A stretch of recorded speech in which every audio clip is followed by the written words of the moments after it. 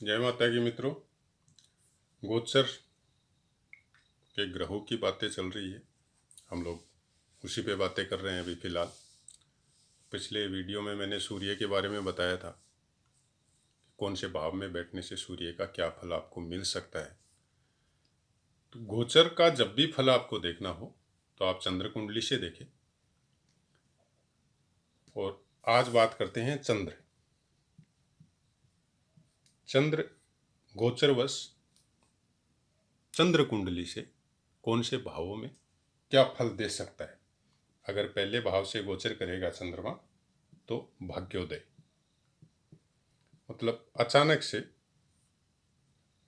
आपका काम 4 दिन पहले से लटका हुआ था और आपको न्यूज़ मिलती है कि आज मेरा काम हो गया।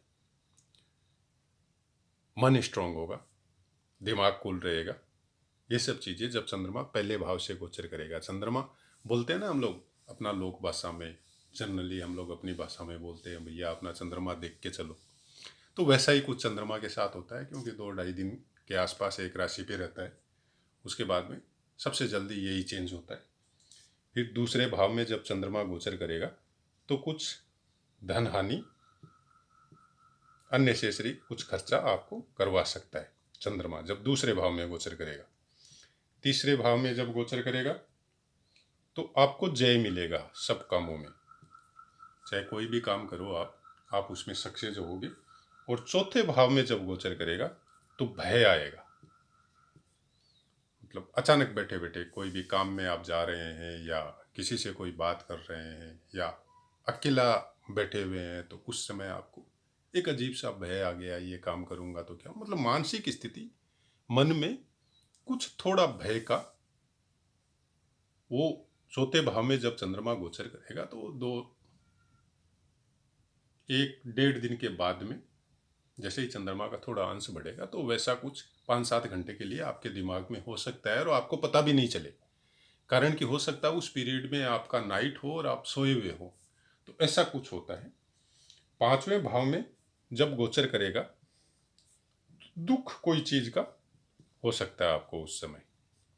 कोई कोई भी तकलीफ, अचानक दिमाग में किसी का कोई ख्याल आ गया पुराना और अचानक से आपको मन में कुछ पीड़ा हो गई कि वो होता तो कैसा होता, आज हम यहाँ बैठा है, अगर हम वहाँ जाता तो कैसा होता। तो ऐसा कुछ दुख का निर्माण आपके दिमाग में या आपके हृदय में ऐसा कुछ हो सकता है। छठे भाव में जब गोचर करेगा तो आप स्वस्थ रहेंगे।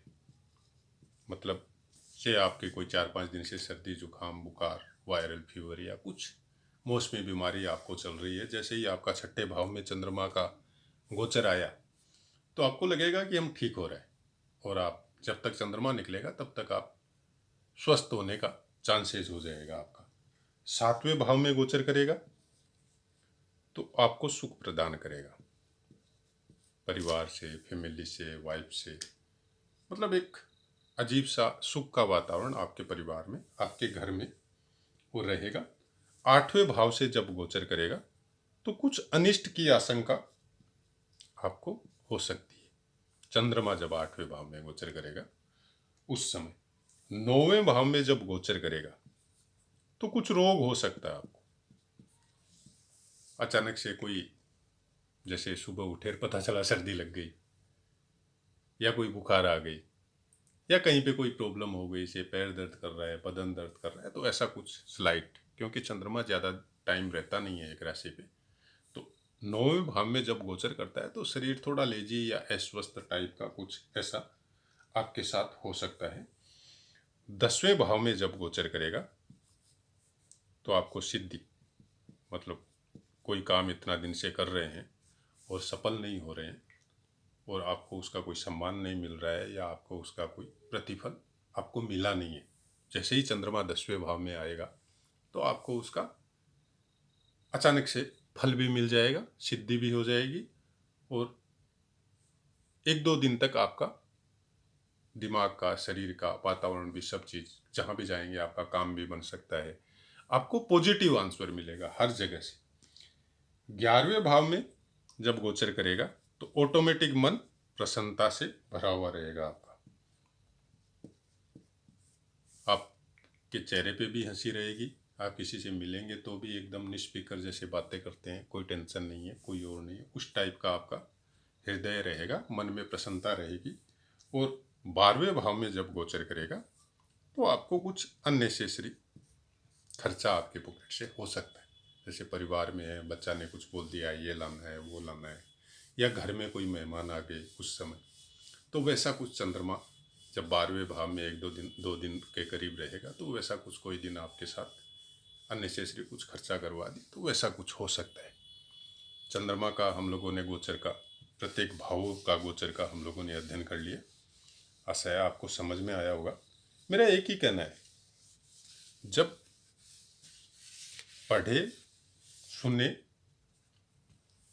अच्छी बुकें भी अपने पास रखें, और क्रॉस टैली करने के लिए देखते रहें। आपको समझ में नहीं आ रहा है कोई चीज़ पाठ से संबंधित, तो आप बाकायदा क्वेश्चन करें, कोई टेंशन नहीं है, मेरे को बताने में भी कोई टेंशन नहीं है।